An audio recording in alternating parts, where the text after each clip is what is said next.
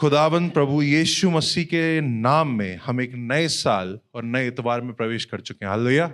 इस साल के पहले इतवार में हम प्रवेश कर चुके हैं और खुदा के लोगों परमेश्वर का एक ऐसा वचन मैं कहूंगा, या ऐसी टीचिंग, ऐसी शिक्षा, आज सब कुछ थोड़ा सा मिक्स रहेगा, क्योंकि मैं चाहता हूं कि जब हम पहले इस दिन में हैं तो कुछ ऐसी बातें जो आपके बीच में रोज होती हैं और आने वाले पूरे साल होती रहेंगी, आने वाली जिंदगी होती रहेंगी, हम उन कुछ बातों को आज एड्रेस करें मतलब आज उनके बारे में बात करें, आज उनके बारे में समझें, ताकि आप जब अपने जीवन में अब आप आगे निकलते हैं, अब हम अपना नया साल शुरू कर चुके हैं, तो आप इन बातों के लिए तैयार रहें। और साथ ही साथ में कुछ गलतियां जो कलीसियाई रूप से कई लोग, कई जन, कई सेवक भी करते आए हैं, उन गलतियों को सुधार सकें और एक बेहतर तरीके से परमेश्वर के नाम में चले। आमीन, आमीन। इसलिए मैं कुछ देर आज आपका पूर्ण रूप से मांगना चाहूंगा। अगर आपके पास बाइबल है जरूर से उसे खोल लें। बहुत ज्यादा नहीं पलटवाऊंगा, बहुत मेहनत नहीं करवाऊंगा, लेकिन ध्यान से उस पर मनन करें। अगर आप नहीं लाए हैं, वचन आपके सामने जरूर से होगा, उसे पढ़ें जरूर, सिर्फ उसे देखें मत। ये नहीं करें कि स्क्रीन कितनी सुंदर लग रही है या बल्ब कितना सुंदर लग रहा है, उसे पढ़ें, उसे देखें मैं क्या बात कर रहा हूं। आइए हम परमेश्वर के वचन में चलें। परमेश्वर हमें आशीषों से भरता है। कहें आमीन, जोर से कहें। हाँ, आपको दिया है तो कहिए। और परमेश्वर जब हमें आशीषों से भरता है तो हम आनंदित होते हैं। परमेश्वर जब हमें आशीषों से भरता है, हमने इस कलीसिया में सीखा है कि हम उस बात की आनंद से गवाही भी दें। हालेलुया। लेकिन खुदा के लोगों, पिछले साल 31 तारीख को जब हम बात कर रहे थे, पिछले साल यानी कि अभी कुछ दिन पहले, जब हम 31 तारीख को अपनी गवाहियों को दे रहे थे, एक चीज जो हम सब ने गौर करी होगी, सब ने एक बात कही कि इस साल में कई तकलीफें आई। हम आशा करते हैं, हम प्रार्थना करते हैं कि वो तकलीफें आपके जीवन से हट जाएं, पर ये भी सत्य है कि तकलीफें आएंगी, आगे भी आएंगी। पर हम कई बार उनसे चूक जाते हैं, या यूं कह लीजिए उनके बारे में बात करने से सहम जाते हैं, क्योंकि हमें तो हमेशा धन्यवाद ही देना है। हालेलुया। और उस बात में कुछ गलत नहीं, लेकिन इन तकलीफों का क्या मतलब है, इन बातों का क्या मतलब है, इन समस्याओं का। आइए हम वचन को देखें। और खुदा के लोगों, मैं आज आपके सामने एक ऐसी कहानी रखने जा रहा हूं जो आप में से कईयों को कई बार पता होगी, कई बार आपने सुनी होगी। आप में से कई ऐसे होंगे जिन्होंने आज तक इस कहानी को पूरा नहीं सुना होगा। बल्कि मैं ये कहता हूं कि 90% लोग यहां पे होंगे जो इस कहानी का नाम जानते हैं, पर 90% लोग यहां पे ऐसे होंगे जिसने इस कहानी को कभी पूरा नहीं देखा होगा। और ये गलती आपकी नहीं है, ये गलती अगुवों की है। ये गलती अगुवों की है, क्योंकि एक प्रचलन चला आ रहा है, जिस प्रचलन को आज मैं आपके सामने हटाना चाहता हूं और मैं रखना चाहता हूं। मेरे साथ निकालिए अय्यूब की किताब, और जरूर से निकालिएगा, क्योंकि मैं आपको अय्यूब की किताब के अंदर ही आज रखूंगा। और अय्यूब के किताब के बारे में और अय्यूब के जीवन के बारे में हम आज कुछ खास बातें देखेंगे। मेरे साथ बने रहें और देखते रहें। खुदा के लोगों, मुझे एक चीज बताएं, क्या हो अगर आपने, यहां पे किताबें कौन कौन पढ़ता है? कोई है जो किताबें पढ़ता है? एक ने हाथ उठा के ऐसे नीचे कर दिया बस। और कोई जो किताबें पढ़ता हो? पिक्चरें कोई देखता हो? कोई बुराई नहीं है, पिक्चरें कोई देखता हो, कहानियां कोई सुनता हो, बचपन में सुनी हो, कहानियां सुनना पसंद हो। हालेलुया। क्या हो अगर मैं आपको एक कहानी सुनाना शुरू करूं और वो कहानी की शुरुआत में आपको बताऊं कि ये एक ऐसा जन था, ये एक ऐसा जन था और ये एक ऐसा जन था। मैंने आपको सारे किरदारों के बारे में बता दिया, मैंने आपको उसके सारे समस्याओं के बारे में बता दिया, सारी चीजों के बारे में बता दिया, सारा मैंने आपको उसका दुख बता दिया, सारी खुशियां बता दी, उसके परिवार, उसके आसपास की सारी बातें बता दी। और जैसे ही मैंने आपको यह बात बताई, तुरंत मैं उस कहानी के अंत में पहुंच जाऊं और बोलूं कहानी खत्म हो गई। क्या वो कहानी अच्छी है? सीधा मैं एंड में पहुंच जाऊं और मैं बोलूं कि एक जन जो शुरुआत में बहुत दुखी था, देखो अंत में हम आ गए हैं, देखो वो कितना खुश हो गया है। खुदा के लोगों, कहानी का सबसे जरूरी हिस्सा कहां आता है? जब हम किसी पिक्चर का क्लाइमैक्स देखते हैं, है ना, या जब हम किसी कहानी का क्या पढ़ते हैं? निष्कर्ष पढ़ते हैं। निष्कर्ष क्या होता है? उसमें से क्या सीख मिलने वाली है वो पढ़ते हैं। पर क्या हो, मैं बस आपको किरदारों के नाम बता दूं और बाद में बता दूं सब बढ़िया हो गया, क्या वो कहानी सही रही? नहीं रही। खुदा के लोगों, कई बार कलीसिया में हमने अय्यूब की किताब को भी ऐसे ही देखा है। अगर कोई जानता हो, मुझे बता सके, अय्यूब की किताब में हमने क्या जाना? अगर मैं ज्यादातर लोगों से पूछूं तो जवाब कुछ यूं आएगा। अय्यूब एक धर्मी पुरुष था, उस पर विपत्तियां आई, उसने तब भी परमेश्वर का साथ नहीं छोड़ा, परमेश्वर ने उसे सब कुछ दिया। हालेलुया। बहुत अच्छी कहानी। मैं आपको बताना चाह रहा हूं, यह कहानी का आधा भी नहीं। अय्यूब बहुत अच्छा था और उसने परमेश्वर को कभी नहीं कोसा। यह सिर्फ पहले अध्याय के अंदर बातें आ जाती हैं और सब कुछ परमेश्वर ने उसे दिया। ये किताब के सबसे आखिर में लिखा हुआ है।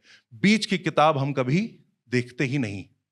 और वो किताब आज हम जो पढ़ने जा रहे हैं हमारे जीवन के लिए इतनी अहम होगी कि जब हम इस साल में आगे बढ़ रहे हैं, वो किताब आपको बार बार याद दिलाएगी कि परमेश्वर कैसा है।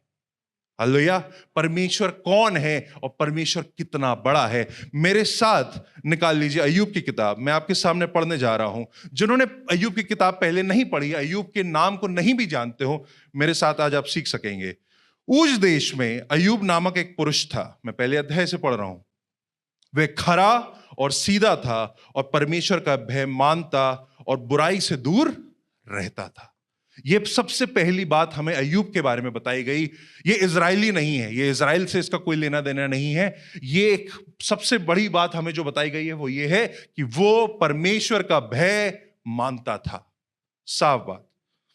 तीसरी आयत, उसके 7,000 भेड़ बकरियां, 3,000 ऊंट, 500 जोड़ी बैल, 500 गधियां और बहुत से दास दासियां थे। वरन उसके पास इतनी संपत्ति थी कि पूर्वी देशों के लोगों में वह सबसे बड़ा था। वो धर्मी था और वो आशीषित था। हालेलुया। वो धर्मी था और वो आशीषित था, ये सब हमें पता है। जब जब भोज के दिन पूरे हो जाते तब अय्यूब उन्हें बुलाकर, 5वीं आयत में पढ़ रहा हूं, पवित्र करता और बड़े भोर को उठकर उनकी गिनती के अनुसार होम बलि चढ़ाता। क्योंकि अय्यूब सोचता था, कदाचित मेरे लड़कों ने पाप करके परमेश्वर को छोड़ दिया हो। इस रीति से अय्यूब सदैव किया करता था।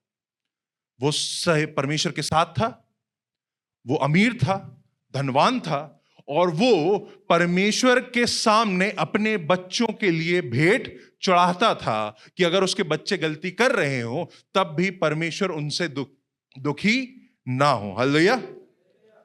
पर खुदा के लोगों,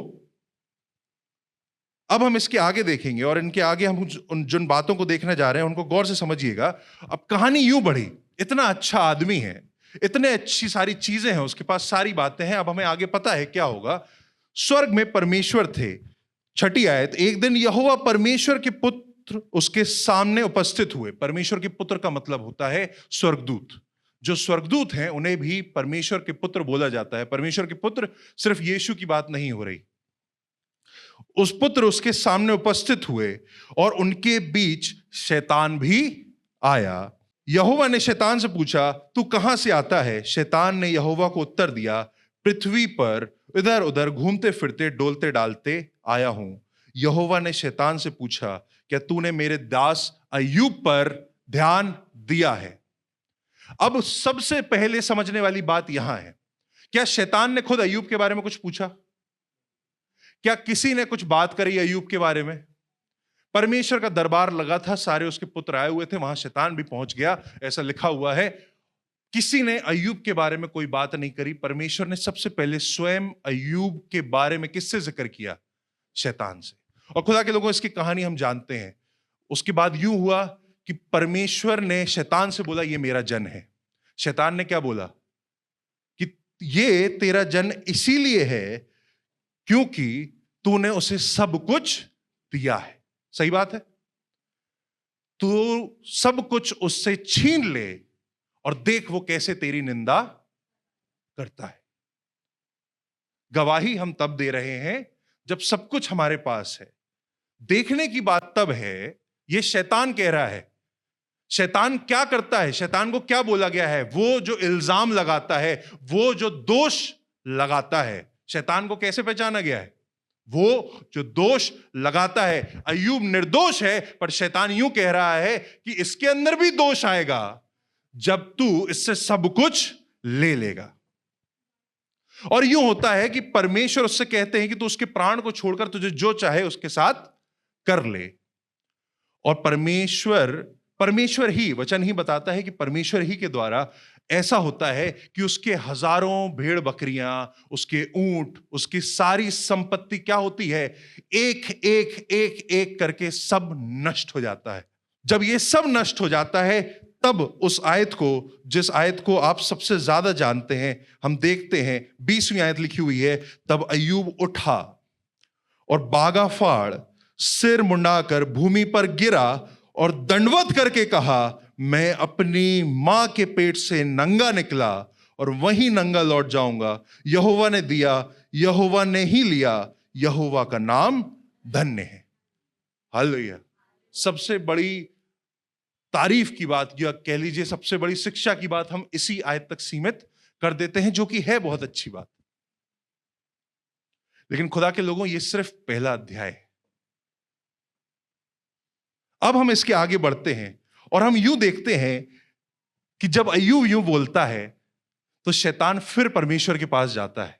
और जब शैतान फिर परमेश्वर के पास जाता है, गौर से सुनिएगा, तो वो फिर वही बात कहता है, क्या तूने मेरे दास को देखा?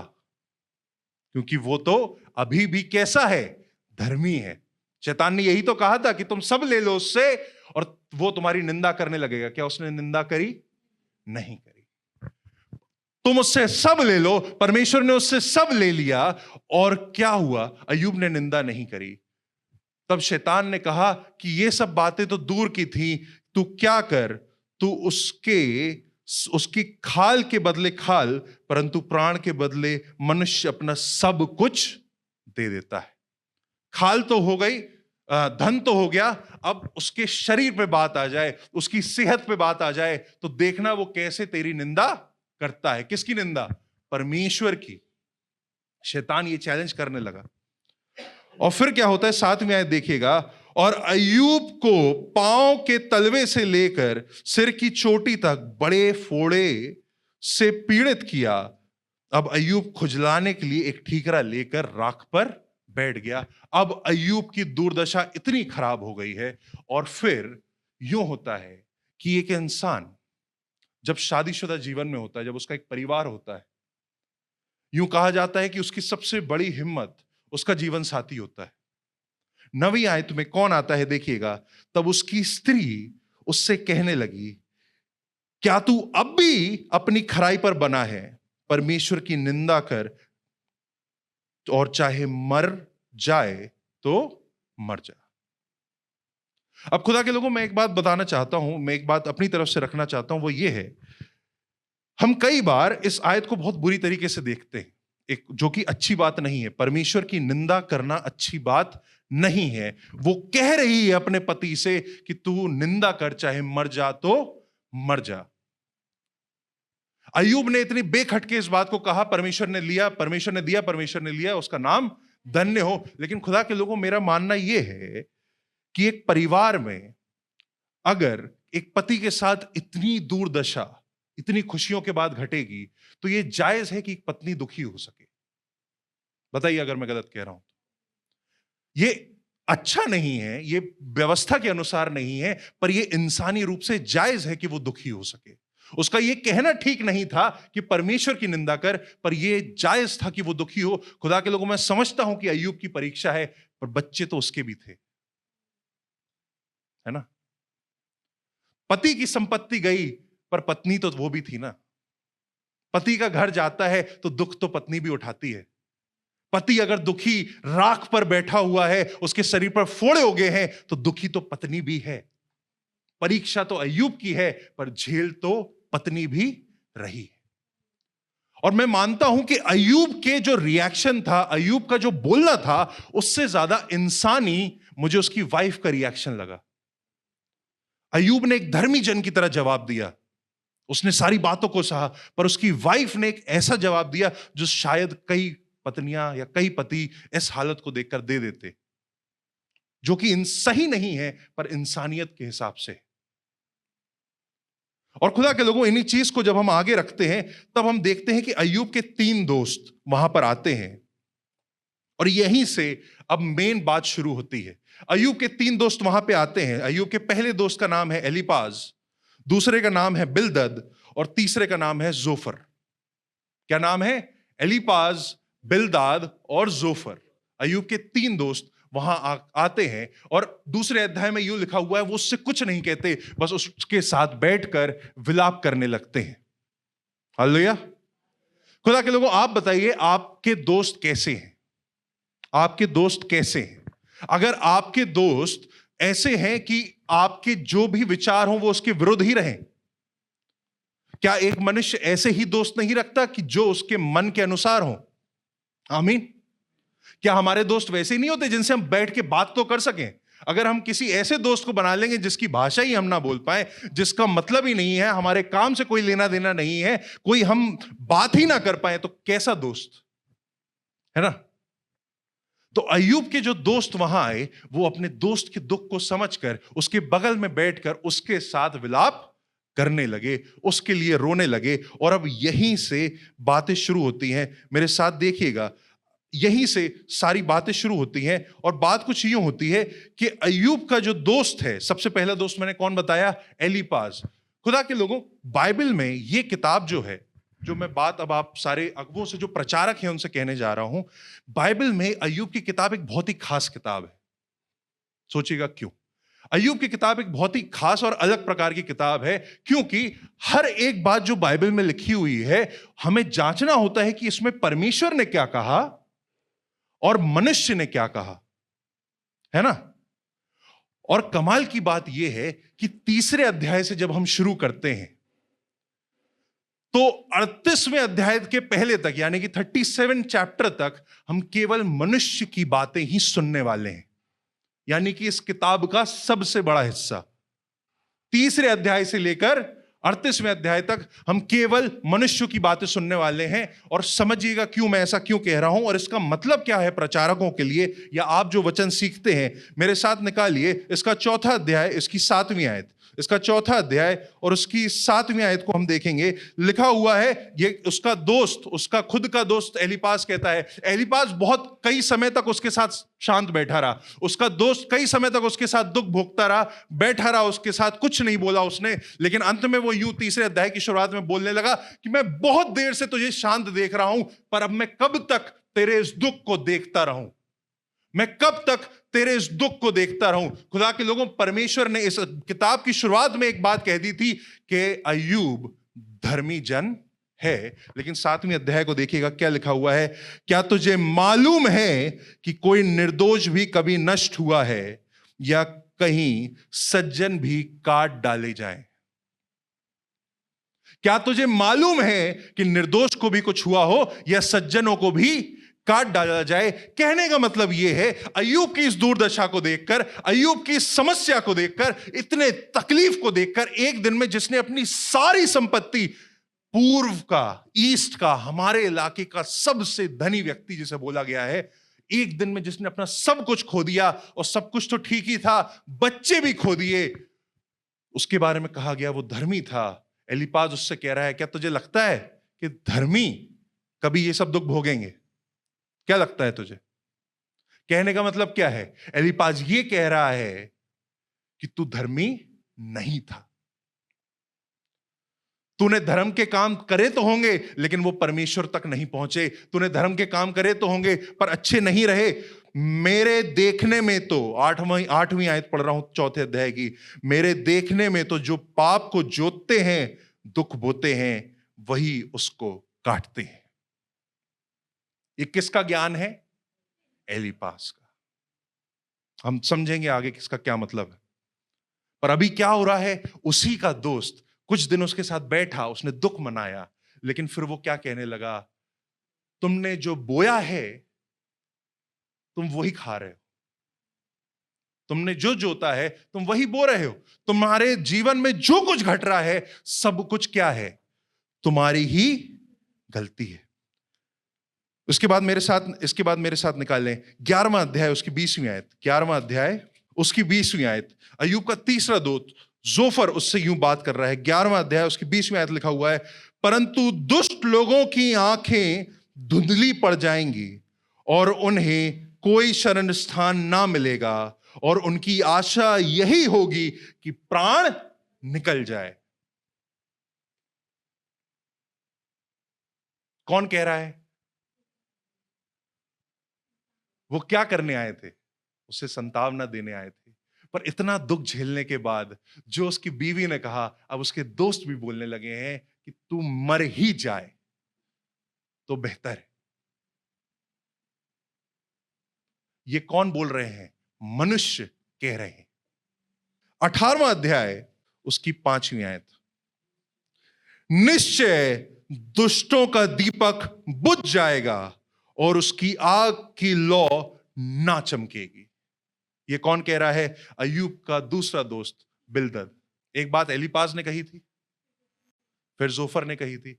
ये तीनों दोस्तों में जैसे संख्या दी गई है, एलीपाज, बिल्दद और जोफर, ये दूसरा दोस्त है।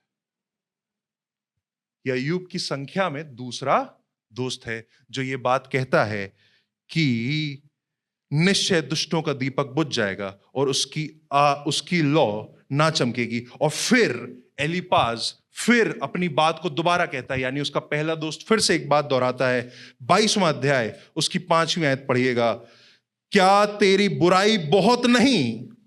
तेरे अधर्म के कामों का कुछ अंत नहीं। ये दोस्त वो हैं जो उसके दुख के समय में आए थे। ये दोस्त वो हैं जो उसको संतावना जताने आए थे, शांति से उसके साथ बैठे थे, उसको आराम देने आए थे। दुख देखने के बाद खुद मनुष्य का भी जो विचार है, खुद मनुष्य का भी जो प्रभाव है, वो कैसा हो गया? दोष लगाने वाला। कैसा हो गया? दोष लगाने वाला। खुद मनुष्य यूं कहने लगा कि ये जो कुछ हो रहा है तेरे साथ, ये जैसी भी बातें हो रही हैं तेरे साथ, ये सब इसी वजह से है क्योंकि तू गलत कर रहा है। और हमने हमेशा क्या सुना है कि अय्यूब कैसा था? धर्मी जन था। अब मेरे साथ निकालिए इसी का 9वां अध्याय, अय्यूब की किताब। हम अय्यूब की किताब में ही बने रहेंगे। उसका 9वां अध्याय, और मैं पढ़ने जा रहा हूं आपके सामने इसकी 22वीं, 23वीं और 24वीं आयत। बात तो एक ही है। ये कौन कह रहा है? अय्यूब की बात सुनिएगा। बात तो एक ही है, इससे मैं ये कहता हूं कि परमेश्वर खरे और दुष्ट दोनों का नाश करता है। जब लोग विपत्ति से अचानक मरने लगते हैं तब वे निर्दोष लोगों के जांचे जाने पर हंसता है। किसकी बात कर रहा है अय्यूब? पता है किसकी बात कर रहा है? जिसको हम इतनी देर से धर्मी कह रहे हैं, किसकी बात कर रहा है? वो परमेश्वर की बात कर रहा है कि जब लोग विपत्ति से अचानक मरने लगते हैं तब वे निर्दोष लोगों के जांचे जाने पर हंसता है।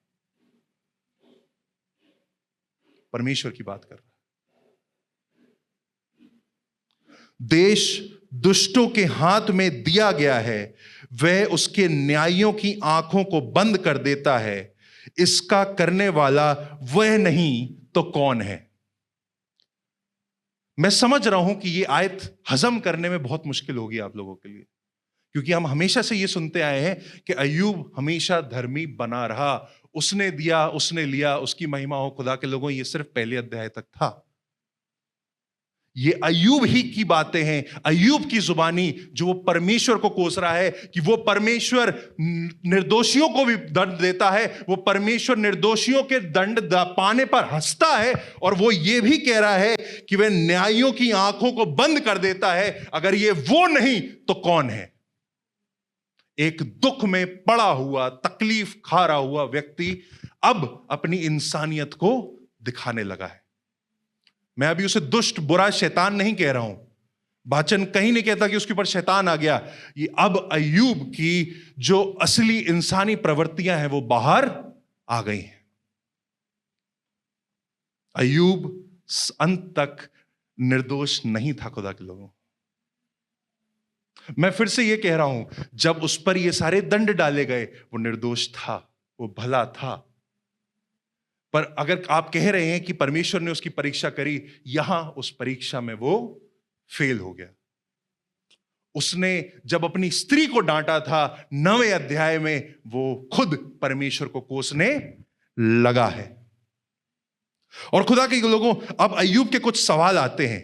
अब ये अय्यूब ने परमेश्वर को दोष दिया है। मैं समझ रहा हूं कई लोगों के लिए, आप मेरे चेहरा देख रहे हैं कि ये एकदम से अय्यूब के बारे में ऐसा सुनना अच्छा नहीं लग रहा है, पर यकीन मानिए इसका एक मतलब है। यकीन मानिए यही कहानी है जो हमने अभी सुनी ही नहीं, इसका मतलब यहीं तक नहीं रह जाएगा। अय्यूब के कुछ सवाल आए। अय्यूब ने बहुत दर्द में, बहुत तकलीफ में कुछ सवाल पूछे। इसके मेरे साथ निकाल लें उसका 16वां अध्याय, उसकी 9वीं आयत। इसका 16वां अध्याय और उसकी 9वीं आयत। यहां पे अय्यूब कुछ इस प्रकार से कह रहा है, उसने क्रोध में आकर मुझको फाड़ा और मेरे पीछे पड़ा है। वह मेरे विरुद्ध दांत पीसता है और मेरा बैरी मुझको आंखें दिखाता है।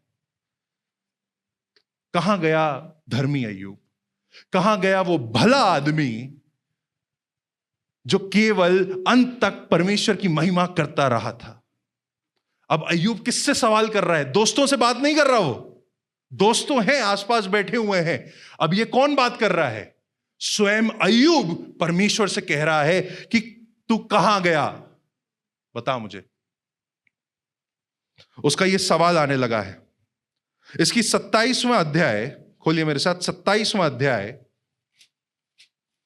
और उसकी दूसरी आयत को देखिए। यहां पे फिर से अय्यूब कहता है, मैं परमेश्वर के जीवन की शपथ खाता हूं जिसने मेरा न्याय बिगाड़ दिया। अर्थात उस सर्वशक्तिमान के जीवन की जिसने मेरा प्राण क्या कर दिया? कड़वा कर दिया। परमेश्वर का नाम धन्य हो। उसने दिया, उसने लिया, उसकी महिमा हो। गलत जगह फंसे, हम पहचान ही नहीं पाए इस व्यक्ति को। क्यों नहीं सुना हमने इसके बारे में? क्यों यह असलियत नहीं बताई गई हमें? क्योंकि पढ़ा नहीं गया। पर खुदा के लोगों, ये बात यहीं खत्म नहीं होती है। ये सारी चीजें यहीं खत्म नहीं होती है। अंत में अय्यूब एक सवाल उठाता है। ये सारे दोष उसने परमेश्वर पर लगाए। वो न्याय नहीं है। वो सर्वशक्तिमान होने के बावजूद अन्याय करता है। वो मेरे साथ दुष्टों को, मेरे ऊपर दुष्टों को छोड़ देता है। अय्यूब ये सारी बातें कर रहा है और अंत में अय्यूब और जोर से पुकारता है और एक आवाज लगाता है, एक प्रश्न पूछता है। 31वां अध्याय उसकी 35वीं आयत को देखिएगा।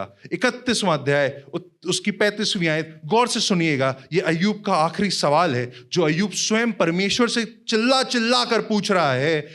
भला होता कि मेरा कोई सुनने वाला होता, सर्वशक्तिमान अभी मेरा न्याय चुकाए। देखो मेरा दस्तखत यही है।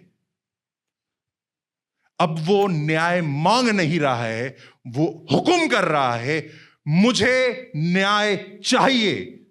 अब वो भक्त नहीं है, अब वो क्रोधी है। और खुदा के लोगों, मैं फिर से आपको बताना चाहता हूं, ये इंसानी एतबार है। क्या है? इंसानी एतबार है, ह्यूमन नेचर है। अय्यूब को मैं बुरा नहीं दिखा रहा हूं, मैं बता रहा हूं कि अय्यूब आपके और मेरे जैसा है। खुदा का धन्यवाद हो कि हमारे ऊपर अय्यूब जैसी विपत्तियां नहीं आई। उस गलती को मत करिएगा जो पतरस ने करी थी कि खुदावंद ये सब तुझे छोड़े तो छोड़े, मैं तुझे नहीं छोड़ूंगा। सबसे पहले भगने वाला वही था। पर खुदा के लोगों, परमेश्वर कभी किसी को छोड़ता नहीं। क्या लिखा हुआ है? एक बार जिसे परमेश्वर मेरे पास ले आए, उसे कोई मुझसे जुदा नहीं कर सकता। वो खुद भी नहीं कर सकता है। ये परमेश्वर की दया है। हालेलुया। आइए हम आगे देखें इसी बात को। अब यूं एक अलग सी बात होती है। अब अलग सी बात यह होती है कि जब हम 32वें अध्याय को देखते हैं, अभी हमने कौन से अध्याय में ये सारी, अभी हम इतना सारा जो हम आगे पीछे गए, ये कौन से अध्याय थे? तीसरे अध्याय से लेके 31वां अध्याय। कौन सा अध्याय? तीसरे अध्याय से लेके 31वां अध्याय। ये कौन बात कर रहा है? केवल मनुष्य बात कर रहे हैं यहां पे। केवल अय्यूब की पूरी मेजॉरिटी की किताब, जिसको हम सोचते थे कि परमेश्वर के धन्यवाद की किताब है, मेजॉरिटी की किताब परमेश्वर की बुराइयां लिखी हुई हैं इसमें। और ये वो जन कर रहा है जिसने दुख भोगा है, एक ऐसा जन जिसने अपना सब कुछ खो दिया है और वो दुख भोगे बैठा हुआ है, जिसके बारे में हम सुनते नहीं, जिन अध्यायों को हम कभी पढ़ते नहीं। और कई बार दुख की बात मैं आपको बताऊं खुदा के लोगों, और ये मैं किसी पे दोष नहीं लगा रहा, मैं खुद की बता रहा हूं। जब मैंने संडे स्कूल के समय में पहली बार मुझसे बोला गया कि एक प्रचार कर दे, मेरे अगुओं ने मुझसे बोला कि एक प्रचार कर दे, मुझे अय्यूब की एक बहुत अच्छी आयत लगी। और वो आयत मुझे जानकारी नहीं थी, मुझे समझ नहीं थी। वो आयत ना परमेश्वर की थी ना अय्यूब की थी, वो एलीपास का ज्ञान था। अब आप कहें बाइबल में ही तो है, आप कहें सारी बातें बाइबल में ही तो हैं, कुछ खराब थोड़ी होगा, पर ऐसा नहीं है खुदा के लोग। ये वही वाली बात है, शैतान भी तो बाइबल में बोल रहा है। क्या हम उसको वचन की श्रेणी में रखेंगे, या हम पढ़ेंगे और देखेंगे कि हां, क्या परमेश्वर बोल रहा है, क्या आत्मा से बोला जा रहा है, और क्या सिर्फ इतिहास को यूं का यूं लिख दिया गया है ना? यह देखना हम क्यों भूल जाते हैं, इस बारे में हम आगे जाएंगे।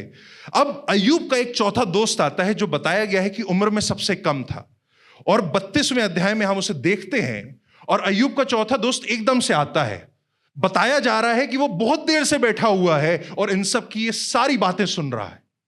कहां से? तीसरे अध्याय से लेकर 31वें अध्याय तक वो ये सारी बातें सुन रहा है। और अब क्या हुआ, एक व्यक्ति आया जिसने बोला, तब उन तीनों पुरुषों ने यह देखकर कि अय्यूब अपनी दृष्टि में निर्दोष है, उसको उत्तर देना छोड़ दिया। तब बूझी, यानी कि अभी तक वो दोष लगा रहे थे अय्यूब पर। अय्यूब ने यूं बोला कि नहीं, मैं क्या हूं? निर्दोष हूं। कौन बुरा है? कौन बुरा है? अय्यूब के हिसाब से, मैं आपसे नहीं बोल रहा हूं। कौन बुरा है? अय्यूब के हिसाब से परमेश्वर बुरा है। और अब उसके दोस्त उससे हट चुके हैं। उसके दोस्तों का पक्ष यह है कि कौन बुरा है? अय्यूब बुरा है। अय्यूब का पक्ष यह है कि परमेश्वर बुरा है। और परमेश्वर इन दोनों पक्षों के खिलाफ है। परमेश्वर अय्यूब को अच्छा बोल चुके हैं पहले। अब एलियू नाम का एक व्यक्ति आता है। तब बूजी बरकेल का पुत्र एलियू, जो राम के कुल का था, उसका क्रोध बड़ा खोटा। अय्यूब पर उसका क्रोध इसलिए भड़क उठा कि उसने अपने परमेश्वर को नहीं, अपने ही को निर्दोष ठहरा दिया। वो एक धर्मी जन मालूम होता है इन बातों से। कौन? उसका चौथा दोस्त एलियू। और वो उसे डांटने लगा कि तू खुद को निर्दोष ठहराने के बजाय, खुद को दोषी ठहराने के बजाय किस पे दोष लगा रहा है? स्वयं परमेश्वर पे दोष लगाने लगा है। और अगर हम इस किताब को, इसी अध्याय को आगे पढ़ते चले जाएंगे तो 32, 33 से लेकर 37वें 37 अध्याय तक एलियू इन चारों को डांटने लगता है और कहता है कि जरूरी नहीं है कि अय्यूब निर्दोष हो, पर यह जरूरी है कि परमेश्वर निर्दोष है, परमेश्वर की गलती नहीं।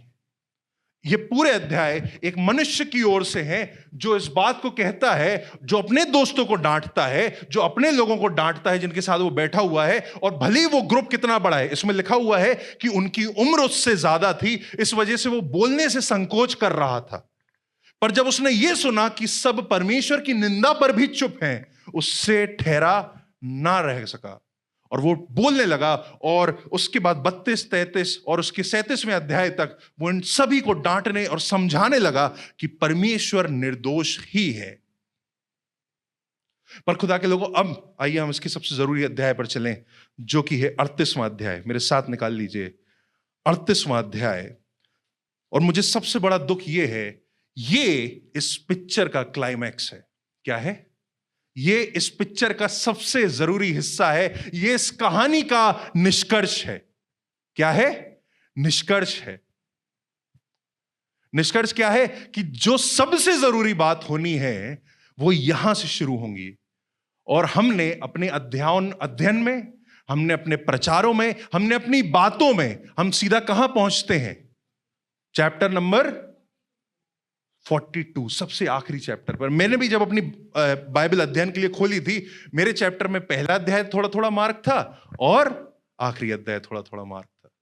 हो सकता है कुछ बीच की आयतें हो। मैंने आपको बताया, मैंने जब अपने शुरुआती दिनों में प्रचार किया था वो एलीपास का था, वो एक आयत थी जिसके बारे में मैं थोड़ी देर में आपसे बात करूंगा। पर अब अपना पूरा ध्यान खुदा के लोगों इस अध्याय पर डाल दीजिए, 38वें अध्याय पर डाल दीजिए, 38 उसका फर्स्ट।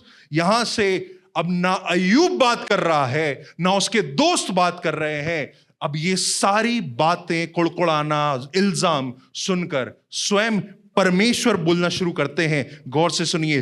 तब यहोवा ने अय्यूब को आंधी में से यूं उत्तर दिया। अब सब चुप हों, अब सब मुंह बंद कर लें। सब ने अपना बोल लिया। तीसरे अध्याय तक से 37वें अध्याय तक, 37 तक तुम सब ने बोल लिया। अब यहोवा बोलेगा। आमीन। और खुदा के लोगों, सबसे जरूरी यही था कि हम सुने। आइए हम इस अध्याय को गौर से देखेंगे। मेरे साथ पढ़ें 38वां अध्याय, आप सामने देख सकते हैं। लिखा हुआ है दूसरी आयत में, यह कौन है जो अज्ञानता की बातें कहकर युक्ति को बिगाड़ना चाहता है? इंग्लिश में लिखा हुआ है, who is this that darkens counsel by words without knowledge. जो मेरी युक्ति क्या होती है? योजनाएं, जो मैं चाहता हूं करना। ये कौन है जिसके पास ज्ञान नहीं है? परमेश्वर सिखा नहीं रहा है, परमेश्वर उसको याद दिला रहा है कि वो कौन है और परमेश्वर कौन है। तूने इतना बोल लिया अय्यूब, अच्छी बात है, अब मेरी सुन। ये कौन है जो अज्ञानता की बातें कहकर युक्ति को बिगाड़ना चाहता है? तीसरा अध्याय, पुरुष के समान अपनी कमर बांध ले, क्योंकि मैं तुझसे प्रश्न करता हूं और तू अब मुझे उत्तर दे। भयानक बात, बहुत बहुत भयानक बात। अय्यूब ने बोल लिया, अय्यूब ने कई सवाल कर लिए। मैंने आपको सारे सवाल, कुछ कुछ बड़े बड़े सवाल पढ़कर भी सुनाए अभी। अब स्वयं अय्यूब से, दोस्तों से नहीं, स्वयं अय्यूब से, क्योंकि ये बात किसके बीच की थी? परमेश्वर और अय्यूब के बीच की थी। अय्यूब से परमेश्वर सवाल कर रहा है कि तू कर ले, अपनी पूरी मर्दानगी यहां रख दे और अब मैं और तू बात करेंगे।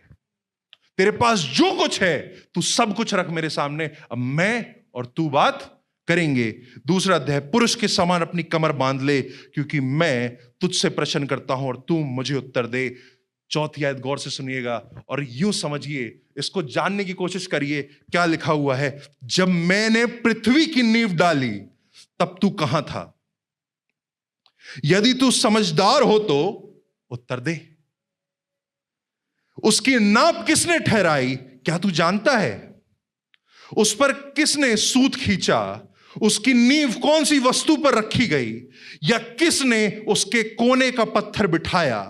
जबकि भोर के तारे एक संग आनंद से गाते थे और परमेश्वर के सब पुत्र जय जयकार करते थे, फिर जब समुंदर ऐसा फूट निकला मानो वह गर्भ से फूट निकला, तब किसने द्वार बंद कर कर उसको रोक दिया? ये मुझे अगर एक इंसानी हिसाब से दे दिया जाए, एक बड़ा अच्छा एग्जाम्पल है मेरा और मेरी मम्मी की वार्तालाप। जब मैं छोटा था, मैंने मम्मी से बोला, मम्मी ये दीवार यहां क्यों बनवाई? ये दीवार यहां क्यों बनवाई? ये कितनी खराब दीवार है, ये अच्छी नहीं लग रही है, ये अच्छा नहीं लग रहा, ये अच्छा नहीं लग रहा, ये अच्छा नहीं लग रहा, ये अच्छा नहीं लग रहा। मम्मी ने मुझसे उस वक्त एक बात कही कि बेटा, जब हम लोगों ने ये बनाया, जिस स्थिति में बनाया, जैसी चीजों में बनाया, वो तुम कभी उसका अंदाजा नहीं लगा पाओगे। कहने का मतलब है, एक मूर्ख बच्चा, एक मूर्ख मनुष्य परमेश्वर से सवाल तो करने लगा कि ये क्यों हो रहा है, ये क्यों हो रहा है। परमेश्वर से वो पास आके कहने तो लगा है कि तूने ऐसा क्यों किया, ऐसा क्यों किया, ऐसा क्यों किया। अब परमेश्वर पर से ये समझाना चाह रहा है कि तुझे पता भी है तू किसके बारे में बात कर रहा है, तुझे अकल भी है तू किसके बारे में बात कर रहा है। तू ये कह रहा है कि मेरा जीवन, तेरा जीवन मैंने खराब कर दिया, तेरा इतना सा जीवन जो इतने बड़े संसार में इतना सा भी नहीं है, अगर पृथ्वी के बाहर से देखा जाए तो तू दिखेगा भी नहीं, मैं उतना संभाल रहा हूं। भजन संहिता बताता है वो एक एक तारे को उसके नाम से पुकारता है। आप आसमान में तारे बना लीजिए, अगर आप इतने नाम भी याद कर पाए कभी तो। विज्ञान बताता है अभी हमें पता ही नहीं है कि तारे कितने हैं, जितने हैं उसके भी अभी हम पूरी तरीके से नाम याद नहीं कर सकते। जिसने कॉस्मोलॉजी पढ़ी है वो जानता है कि कुछ तारे हैं जिनके नाम हैं वो इतने मुश्किल हैं कि हम उसे याद नहीं कर सकते। परमेश्वर एक एक तारे का नाम याद कर कर उसे पुकारता है। आसमान से अगर एक गौरैया भी गिर जाए तो वो परमेश्वर की इच्छा के बिना नहीं गिरता। गौरैया क्या होती है? स्पैरो, एक चिड़िया जो बाहर उड़ती है। तो ये कह रहा है कि मैंने तेरा जवाब नहीं दिया, तो ये कह रहा है कि मैंने तेरा न्याय नहीं कर पाऊंगा, तू मुझे दोषी ठहरा रहा है, आ मेरे स्थान पर और बता क्या कर सकता हूं मैं। तू यहां और चला के दिखा। तू मुझे दोष ठहरा रहा है। कितने अध्यायों में, जो पिछले के अध्याय हम छोड़ के आए हैं, अगर आप, मैं विनती करता हूं अगर आपको समय मिले जरूर से खुद पढ़िएगा। यूं होता है कि एलीपाज बोलता है, फिर अय्यूब बोलता है, फिर एलीपाज बोलता है, फिर अय्यूब बोलता है, फिर उसके दूसरे दोस्त बोलते हैं, अय्यूब बात करता है, ये दोनों आपस में बात करते हैं। वो अय्यूब को दोषी ठहरा रहे हैं। अय्यूब पहले कहता है नहीं नहीं ऐसा नहीं है, मैं निर्दोष हूं। फिर अय्यूब कहने लगता है कि नहीं, परमेश्वर ही दोषी है। हमने उन कुछ आयतों को देख लिया अभी, और अब परमेश्वर इस बात पे आ चुका है कि तू जानता क्या है? तेरे पास एक बिजनेस है, तेरे पास कुछ बच्चे हैं, तेरे पास एक पत्नी है, उसके आगे तुझे क्या पता है? इस पृथ्वी को किसने बनाया तुझे क्या पता? मैंने इसकी नींव कैसे रखी और आज भी इसे कैसे चला रहा हूं, तुझे क्या पता? और खुदा के लोगों, इस प्रकार से परमेश्वर बात करने लगा। 10वें अध्याय में लिखा हुआ है, और उसके लिए, 38वें अध्याय का 10वीं आयत, और उसके लिए सीमा बांधी और यह कहकर बेड़े और किवाड़े लगा दिए, यहीं तक आ और आगे ना बढ़, और तेरी उमड़ने वाली लहरें यहीं थम जाएं। यानी कि वो पानी, हम बीच जाते हैं घूमने, लोगों को बड़ा शौक है गोवा घूमने जाने का। कई आप में से कई लोगों ने समुंदर देखे होंगे, नहीं तो नदियां तो देखी ही होंगी। हम इसलिए डर जाते हैं कि घर में पानी नहीं आ रहा है। उस नदी को, उसकी नींव तक किसने संभाल के रखा है, कौन सोचेगा? आप अंदाजा नहीं लगा सकते। अय्यूब, तू अंदाजा नहीं लगा सकता, तू सोच नहीं सकता मैं क्या संभाल रहा हूं। तुझे अपने घर और अपने राशन की चिंता से मुक्ति नहीं मिल रही है, मैं तुझे बताता हूं मैं क्या संभाल रहा हूं। तू मुझसे सवाल कर रहा है। पौलुस इस प्रकार से बोलता है, कौन है जो परमेश्वर से सवाल करता है? परमेश्वर किसकी युक्ति पर चलता है? नीति वचन कहता है। कौन परमेश्वर को ज्ञान दे सकता है? आमीन। परमेश्वर सब कुछ संभालता है। खुदा के लोगों, हर एक बात जो हमने सुनी, हमने जानी, सारी बातों का जवाब परमेश्वर यूं देता है कि तूने सिर्फ अपने जीवन को इतना सा देखा है। एक बच्चा है जिसे फोन चाहिए, एक छोटा बच्चा है जिसे फोन चाहिए। वो देखता है कि उसके माँ बाप कितने सक्षम हैं, सब हैं, ठीक है। उसने सब देख समझ कर बोला कि मम्मी मुझे, पापा मुझे एक फोन दिला दो। उसके माँ बाप सक्षम है कि उसको फोन मिल सके, उसकी उम्र भी है कि उसे दे दें, पर उसके घर के हालात या उसकी कुछ आदतों को देखकर उसके माँ बाप ने यह फैसला लिया है कि मैं तुझे अभी फोन नहीं दूंगा। और वो, उस बच्चा उस बात को ऐसे दिल से लगा लेता है कि मेरे माँ बाप तो मेरा ख्याल रखते ही नहीं है, मेरे माँ बाप तो मेरी परवाह करते ही नहीं है, मेरी कोई जरूरत ही पूरी नहीं हो रही है। बताइए होता कि नहीं होता? मैं ये नहीं कह रहा हूं आप अपने बच्चों को याद करिए, मैं कह रहा हूं आप वो बच्चे हैं जो परमेश्वर से ऐसा करते हैं। मैं आपके और आपके बच्चों की बात नहीं कर रहा हूं। और तब माँ बाप फैसला लेते हैं, माँ बाप कहते हैं कि बेटा हम फैसला लेंगे कि कब क्या दिलाना है, कब तुम्हारे लिए क्या बेहतर है, कब कौन से कपड़े बेहतर हैं। आप कहोगे नहीं, ऐसे बाल खराब हैं, ऐसी चीजें खराब है, ये आईना खराब है, ये बातें खराब हैं, आप जो कर रहे हो वो खराब है, खाना पीना सब खराब है। माँ बाप जानते हैं कि वो क्या कर रहे हैं, वो भला जानते हैं। क्या बच्चे को अकल है? माँ बाप बच्चे को रोकते हैं, इसलिए रोकते हैं कि वो सीख सके। कुछ गलत कहा मैंने? परमेश्वर ने भी कुछ बातें कही। अगर हम इसके 40वें अध्याय को देखेंगे, उसकी दूसरी आयत देखिएगा, क्या जो बकवास करता है वह सर्वशक्तिमान से झगड़ा करे, जो परमेश्वर से विवाद करता है वह उसका उत्तर दे। परमेश्वर कह रहे हैं, क्या जो बकवास कर रहा है वो सर्वशक्तिमान से भिड़ेगा। सर्वशक्तिमान कौन? यहोवा। मम्मी मैं घर छोड़ जाऊंगा, पापा मैं घर छोड़ जाऊंगा, मुझे ये अच्छा नहीं लगता, मुझे वो अच्छा नहीं लगता, दुनिया जमाने की बातें, फालतू बातें, मुझे ये बुरा आ रहा है, ऐसा बुरा हो रहा है, वैसा बुरा हो रहा है। और मैं ये भी कह रहा हूं, कई बार दुख होता है, साइंस बताता है बच्चों को सचमुच दुख होता है। ऐसा नहीं है कि वो सिर्फ मुंह का दिखावा कर रहे हैं, बिगड़ गए, ऐसा नहीं है, उन्हें दुख होता है। पर बेहतर नॉलेज, बेहतर ज्ञान, बेहतर फैसला लेने का अधिकार किसके पास है? मां बाप के पास। वो फैसला अच्छा नहीं लगेगा हमें, और जब बच्चा लड़ने लगता है, चीखने लगता है, चिल्लाने लगता है, तब फिर मां बाप उठते हैं और एक देते हैं, बैठ जा चुपचाप, थोड़ी देर रोएगा, शांत हो जाए। कई बार मां बाप इच्छाओं में दे भी देते हैं कि अब रो बहुत रहा है, दिला दो, सब ठीक है, सब अपनी जगह सही है, आपके अपने बच्चे आप जाने। उसी प्रकार से हम भी तो परमेश्वर के बच्चे हैं, परमेश्वर जाने। खुदा के लोगों, मेरा कहने का मतलब यह है, इस किताब का असली मकसद क्या है? इस किताब का कहीं से ही मकसद नहीं था कि अय्यूब को आपके सामने एक हीरो की तरह रखे, जिसको हम आज तक पढ़ते आ रहे हैं। इस किताब का कहीं से यह मकसद नहीं था कि अय्यूब कितना बढ़िया आदमी है, वाह वाह वाह, नहीं। इस किताब का मकसद यह था कि मनुष्य दुख के समय क्या करता है वो हम देख सकें और हम समझ सकें कि परमेश्वर क्या कर रहा है। एक सवाल संसार में सबसे ज्यादा उठता है, आप जानिएगा, कि अगर परमेश्वर भला है तो दुष्टता क्यों होती है? अगर परमेश्वर अच्छा है तो दुष्टता क्यों होती है? संसार में बुराई है क्यों? सब कुछ पवित्र क्यों नहीं है? सब कुछ अच्छा क्यों नहीं है? अगर आपके बच्चे हैं तो सब फर्स्ट क्यों नहीं आते? सब बढ़िया क्यों नहीं? आपकी इच्छा के अनुसार क्यों नहीं चलते? बताइए। क्योंकि हम हाथ पकड़ के सब नहीं कराते, हम उनका सर कॉपी में देकर उनसे सब नहीं कराते, हम उनसे प्यार से पेश आते हैं। हम चाहते हैं कि वो प्रेम में खुद की समझ से वो सारी चीजें करना सीखें।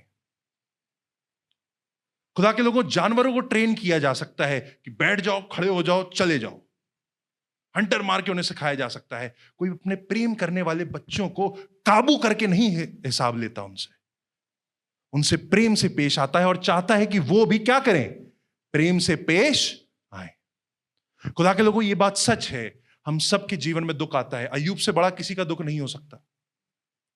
पर यह बात भी सच है कि परमेश्वर सब चीजों पर काबू करता है। एक मनुष्य दुख भोगता है, वो परमेश्वर को कोसता है, पर इस बात को जाने, अगर मेरे घर में एक रोटी कम है, दो रोटी कम है, या कुछ समस्या आ गई है, मैं विश्वास करता हूं आज नहीं तो कल मेरा बाप उसे सही कर देगा। इसे क्या बोलते हैं? विश्वास बोलते हैं। हालेलुया, आमीन। हां, मैं समझ रहा हूं आपके जीवन में तकलीफ है, हां मैं समझ रहा हूं कि आयत संडे सुनने बैठने समझने के बावजूद भी आपको चीजें समझ में नहीं आ रही हैं। परमेश्वर आपसे उम्मीद भी नहीं करता, परमेश्वर खुद आके सिखाएगा आपको। हालेलुया। वो परमेश्वर तारे संभाले हुए है, समुद्र की हदें ठहराए हुए, जमीन उसने खींची है, वो आपके छोटे से दुख से भी आपको निकालेगा। मेरे भाई मेरी बहन, हो सकता आप दुख में किसी समय हो सकता है शैतान ने आपके नाम की बोली लगा दी हो, परमेश्वर का यह अधिकार भी है कि वो बोले, देख मेरा दास कितना भला है, तू कोशिश कर ले। अय्यूब उसका एग्जाम्पल नहीं है। फिर से मैं कह रहा हूं, अय्यूब उसका एग्जाम्पल नहीं है कि देखो अय्यूब अंत तक, नहीं नहीं, गलत एग्जाम्पल। कोई नहीं है ऐसा एग्जाम्पल सिवाय यीशु के, कोई नहीं। खुदा के लोगों, जब हम यीशु मसीह को देखते हैं, हम इसीलिए देख पाते हैं। यीशु मसीह ने यह नहीं कहा कि परमेश्वर ने दिया, परमेश्वर ने लिया, उसका नाम धन्य हो। उसने कहा, खुदावंद हो सके तो यह कटोरा मुझसे टल जाए। यह यीशु मसीह का जवाब था जब उसके ऊपर दुख आया। हो सके तो यह कटोरा मुझसे टल जाए, पर मेरी नहीं तेरी इच्छा पूरी। वो दुख व्यतीत कर रहा है। मम्मी आप ये कर रही हैं, पापा आप ये कर रहे हैं, मुझे दुख है, मैं समझ रहा हूं, पर आप कर रहे हैं, कुछ ना कुछ आपने सोचा होगा। फिर से अपने बच्चों के बारे में मत सोचिए, अपने पिता के बारे में सोचिए। माँ बाप की आदत होती है अपने बच्चों से रिलेट करने। मैं कह रहा हूं, आप अपने पिता की सोचिए। परमेश्वर ने आपको दुख दिया होगा, कुछ अभी आपको चीजें समझ में नहीं आ रही होंगी, कुछ अध्याय अभी खराब जाएंगे, कुछ गाली देने वाले अध्याय आएंगे, कुछ दुष्टता करने वाले अध्याय आएंगे, कुछ दोस्त आएंगे जो पहले बैठेंगे बाद में सुनाएंगे आप ही को। परमेश्वर पे इल्जाम मत लगाइए, भरोसा करिए उस पर। हालेलुया। भरोसा करिए अंत तक कि वो देगा, वो सुधार देगा। क्योंकि नियंत्रण किसके पास है? सर्वशक्तिमान कौन है? हालेलुया। हदें ठहराने वाला परमेश्वर है, वही हदों को ठहराएगा खुदा के लोगों। और इस बात को मैं आपके सामने रखना चाहता हूं। बस आखिरी 2-3 आयतें मेरे साथ खोल लीजिए। लिखा हुआ है 42 चैप्टर, 42 बोलेंगे, 42 चैप्टर, 42वां अध्याय। अब जब अंत आ चुका है, सारी समस्या दूर हो गई हैं, परमेश्वर ने समझा दिया है, अब क्या होता है समझिएगा, जिससे हम अय्यूब को अच्छा कहते हैं। मेरे साथ दूसरी आयत देखिएगा। ये अय्यूब बोल रहा है परमेश्वर से, मैं जानता हूं कि तू सब कुछ कर सकता है और तेरी युक्तियों में से कोई रुक नहीं सकती। तूने पूछा, तू कौन है जो ज्ञान रहित होकर युक्ति का पर्दा डालता है? परंतु मैंने तो जो नहीं समझता था वही कहा, अर्थात जो बातें मेरे लिए अधिक कठिन और मेरी समझ के बाहर थीं, जिनको मैं नहीं जानता था, जानता भी नहीं था, तूने कहा, मैं निवेदन करता हूं कि तू सुन, मैं कुछ कहूंगा, मैं तुझसे प्रश्न करता हूं, तू मुझे बता। मैंने कानों से तेरा समाचार सुना था, परंतु अब मेरी आंखें तुझे देखती हैं, इसलिए मुझे अपने ऊपर घृणा आती है और मैं धूल और राख में, पढ़िए, पश्चाताप करता हूं। अय्यूब इसलिए धर्मी नहीं कहते हम इसे, अय्यूब को हम इसलिए धर्मी नहीं कहते कि उसने कभी परमेश्वर को बुरा नहीं कहा। अय्यूब को हम इसलिए धर्मी कहते हैं कि इतना सब होने के बावजूद, परमेश्वर के डांटने के बाद सीख कर उसने क्या किया? पश्चाताप किया। हालेलुया। ये था इस कहानी का अंत। उसने ईमानदारी नहीं दिखाई, वो शैतान के सामने नहीं टिका रहा, वो उन विपत्तियों के सामने नहीं टिका रहा। मसीह यीशु के अलावा कोई इतना मजबूत नहीं हुआ आज तक। पर उसने एक ऐसा काम किया जो हमें भी करना है। अगर गलती होती है, सॉरी बोल दो, दिल से बोल दो। क्योंकि समस्या की बात यह है, परमेश्वर मुंह की सुनता ही नहीं है। हाँ, मुंह से बोल दो, कोई फर्क नहीं पड़ेगा। परमेश्वर मनों को जांचने वाला परमेश्वर है। आमीन। जोर से कहें आमीन। और उसने इसी बात का विलाप कर कर, खुद को रोक कर, बिठाकर क्या कहा? मैं राख में पश्चाताप करता हूं। किन बातों के लिए? जो बातें मैं समझता नहीं था। मेरे जीवन में कई चीजें आ रही, कई चीजें चली गई, मुझे नहीं अकल थी। मैंने जिसके पास सबसे ज्यादा अकल, ताकत है, मैंने उसको कोसना शुरू कर दिया। परमेश्वर, मेरी गलती थी, परमेश्वर मेरे से गलती हुई है, मैं पश्चाताप। और अब पिक्चर खत्म हो चुकी है, अब खुशियों वाली बात आती है। ऐसा हुआ कि यहोवा ये बातें अय्यूब से कह चुका, तब उसने तेमानी एलीपास से कहा। अब प्रचारकों, एक बात गौर से सुनिएगा, आप जो वचन पढ़ने वाले हैं, सिर्फ प्रचारक नहीं, आप लोग भी जो वचन पढ़ने वाले हैं, आप लोग भी ये बात गौर से सुनिएगा। परमेश्वर अब तिवानी एलीपास पर आया है, मेरा क्रोध तेरे और तेरे दोनों मित्रों पर भड़का है, क्योंकि जैसी ठीक बात मेरे दास अय्यूब ने मेरे विषय में कही, वैसी तुम लोगों ने नहीं कही। मेरा पहला जो वचन था संडे स्कूल के समय, मैंने एलीपास की एक आयत बोली, और उस आयत 5वां अध्याय उसकी 7वीं आयत में यूं लिखा हुआ है कि मनुष्य दुख भोगने के लिए उत्पन्न हुआ है। मुझे बहुत अच्छी लगी वो आयत, मजा आ गया मुझे सुन के। मुझे बाद में समझ में आया, भले ही वो बाइबल में लिखा था, पर परमेश्वर ये कह रहे हैं कि वो बातें सही नहीं है। आप दुख भोगने के लिए उत्पन्न हुए हैं। आपके जीवन में परमेश्वर ने कभी खुशी नहीं दी। सुनने में अच्छा लगता है, बड़ा फिल्मी लगता है, मैं दुख भोगने के लिए उत्पन्न। कैसी मक्कारी है। क्या परमेश्वर ने तुम्हें आशीषें नहीं दी? क्या तुम्हारे जीवन में खुशियां नहीं है? क्या तुम सेलिब्रेट नहीं करते? क्या तुम खुशियां नहीं मनाते? ये मैं अपनी गलती का बता रहा हूं। हम में से कई ये गलती कर चुके हैं कि एलीपास के, बिल्दाद के, जोफर के वचनों को उठाकर प्रचार करने लगते हैं, सिखाने लगते हैं, सीखने लगते हैं। खुदा के लोगों, 3 अध्याय से लेकर 37वें अध्याय तक ये इंसानी बातें हैं। ये इंसानी कहानी है जिस पे हमने कभी गौर नहीं किया। ये इंसानी बातों को सीखने के लिए है, प्रचार करने के लिए नहीं है। इस बात को समझिएगा खुदा के लोगों। और आखिरी बात जिसको आप देख सकते हैं, जो हम सबको पता है, अब हम उस अंत पर पहुंचे हैं जहां हम हमेशा जल्दी आ जाते थे।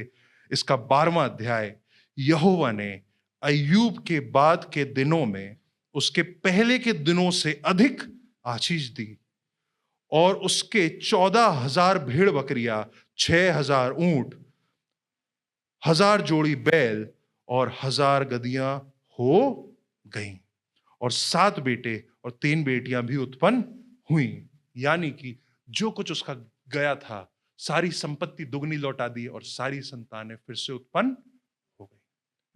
वचन में कहीं नहीं लिखा, गौर से पढ़िएगा, आपने शायद सुना हो, वचन में कहीं नहीं लिखा कि अय्यूब ईमानदार था इसलिए ये दिया। परमेश्वर ने अपनी दया में स्वयं इन चीजों को वापस कर दिया। इसकी पहली ऊपर नीचे सारी आयतें खंगाल लीजिए, ऐसा कहीं नहीं है। ये अय्यूब का इनाम नहीं है, ये परमेश्वर की दया है,